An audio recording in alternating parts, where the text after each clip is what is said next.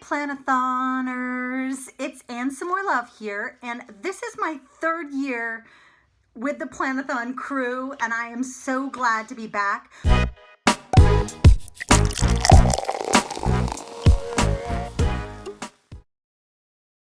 For those of you who don't know me, my name is Samoilov. You can find me at annesamoilov.com, which I'm sure is spelled out somewhere here. I won't bore you with that. But I teach entrepreneurs how to take their ideas and then launch them. But I was super excited this year because Amber asked me to share something else that she knows that I'm passionate about, and she knows that I honestly can't stop talking about. I think when we were on the phone talking about this, we started talking about this exact topic that I'm going to talk to you about today. And that is course and product development. So why is this in Planathon? Well, if you've ever tried to create a product or a service, you know that there are various stages things have to go through, from an outline to maybe that final, if you're creating an online course, maybe it's that website, so there's a lot of to-dos and tasks and things that have to be planned out. And honestly, I think we all make, or can all make, the mistake of starting in the wrong place. So you might be starting with that outline. You might think, yep, I know my commonly asked questions. Okay, so I'm going to write all that stuff out, kind of like you would a blog post. That's okay. And then maybe you start figuring out where the modules are, what modules are going to be involved. Then perhaps maybe you're going to create some videos. Maybe you're going to schedule when you're going to do your video shoot. And then maybe you create your audios from those videos, send out those videos to get transcribed. And then maybe finally you put everything inside some sort of members area. All that's great. And that is part of the course development process. But it certainly isn't where you should start. And this is something I've been raising my flag about lately. I've been even saying that I'm raising my flag so that you guys hear me. And actually, so I hear myself too, because too many times I've gone through this process, and then when I've actually launched it, it has kind of not happened in the way I thought it would. And then afterwards, I'm like, oh, well, that's because I didn't really find out who this was for, and I didn't really do this, this, and this. So today, I want you to kind of put that's going to go in your planner later. That's going to be in your Trello, in your Asana, in whatever planning system you use. But here's where you really should start. And these are five kind of things to just be thinking about as you're developing a course, a product, a service, even if it's a coaching program where you're going to bring people through your own curriculum for, so many weeks. Let's say you have month-long coaching packages and you take people through the same process.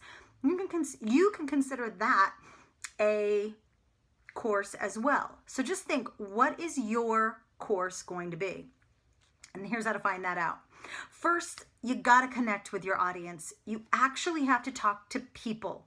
And I say, if this is difficult for you, then get on the phone with people that you actually know and love and trust. Get on the phone, just start talking to them about their business or their life or what they struggle with. The funny thing is that even if they don't have a business, you might not even have a business product. So if you don't have a business product, that's actually easier in some regards, because you can talk to anybody. So get on the phone, just start getting used to that and making that part of your development process, no matter if you're launching, relaunching, creating a new product, revising an old product. You need to get with people who you can trust, who will give you their honest opinion, and who won't just show up for the free food, basically. You want people who are interested in what you're doing. So start there. Then I do think, number 2, you should survey and listen. Surveying is something like sending out a Survey Monkey or sending out a Google form.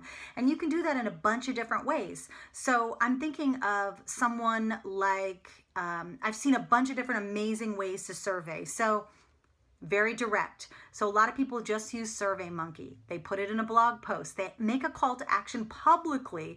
They want to know what people think about this, this, and this. So check out Michael Hyatt, check out Amy Porterfield, check out James Wedmore. And they use those surveys at various points in their content. So they might not just use it in their blog post.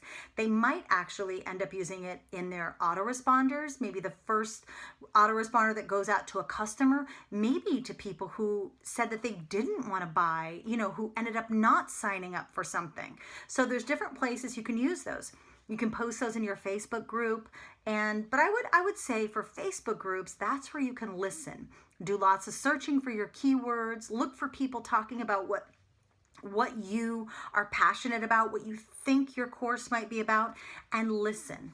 Number 3, I want you to start, based on all of this, serving, listening, connecting with your audience, start creating some key content that's going to be kind of like it's the seeds to what you're going to create. And I'm going to share a real story about something at the very end. So basically, you're creating this free content, whether it's blog posts, podcasts, maybe you're doing webinars, free webinars. They don't have to be selling anything. Maybe you're creating some free opt-ins, some downloads. You're looking for the interaction. You're looking for the interest. You're looking for people sharing something that's valuable. So once you kind of hit on that thing, that's where you can kind of go, oh, that's interesting. People are interested in that. I thought they were coming here just to learn about launching, when in fact, they want to learn about building their list. Whatever the case is, that was, that's not completely true of me, but people are. Obviously, if you're interested in launching, you want to grow your audience, you want to grow your business. So create that free content to gauge the interest. So someone who's done this really well, and he even talked about it on Periscope last week, is Derek Halpern. He created a course called Yes Engines, which is really about selling more, which is amazing. I actually just signed up for that course. Okay. Anyways, I just wanted to say that he went back and he said 18 months ago, I posted this post just to see, kind of like as like here's that topic that I got to see if people respond to. Now you do have to share it. You can't just say, okay, I'm going to put it there and see if people want it.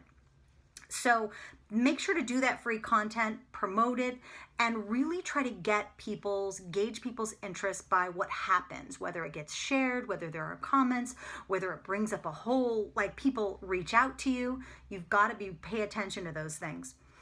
Number 4, yes, focus on the challenges. So at the beginning, we talked about questions, the frequently asked questions. Focus on the challenges, all those people you're talking to, all those people you're listening and watching are challenged with, and think of them as questions you might be able to answer. Number 5, continue canvassing all your Facebook groups, but here's an even easier place to look. Inventory your content, because you may have actually written about the topic, you may have actually presented the topic, and the answers might already be in your bin of creation. So here's that, that has happened to me on many occasions, where I literally am like, okay, what can I do to update this content? Oh my gosh, I should just add this in. This was a blog post from like a year ago. So look at your existing free content as a place to give you clues. Only when then you are going to have to kind of like come in and kind of handpick the things that really stand out to you, and then do the outline and developing the content that way. But these should be your first steps. And how long should it take to do this? Well, I say take 1 or 2 months doing this. Honestly, unless you get like such an immediate response, I say take 1 or 2 months or up to a year. Fearless Launching the idea started happening in August of 2011. I didn't launch it until February 2012. Now that didn't mean I was actually creating that course the whole time. I was actually doing other things leading up to that. When I first launched Fearless Launching, the course wasn't even created really. There were 2 modules created and I had to do the rest on the fly. Don't recommend that, but it is what it is. And again, look for the clues in your content. Of course, you can look for the clues in other people's content as well, but it's better to see the reaction to your own content, because that's your interaction with people. What people want from someone else, just because that's a proven topic for them. Like for instance, sales, or actually no, blogging, blogs that convert, building your audience, that's something that Derek Halpern talks about in a very specific way. Just because those kind of topics and very specific things that he writes about work well on his site, don't mean they're going to work well on my site. So Planathoners, take 1 to 2 months to really develop your customer, figure out what they need, what they want, who they are, and you will thank me. Don't rush into the launch. Take your time. And I know this was a long video, so I'm really sorry, but hopefully this actually just starts that thought in your head. This is why I'm taking people through early, some people through, a small handful of people through Fearless Launching early, because this is so critical to your launch. If you don't know this information, if you haven't connected, if you haven't listened, if you haven't created free content that there's a proven need or reaction to, no amount of creating a pretty site and a pretty product is going to get it sold. All right. Have a wonderful day, and thank you guys for watching again. And I am here in the group, so definitely ask me questions, and I will talk to you soon. Bye-bye.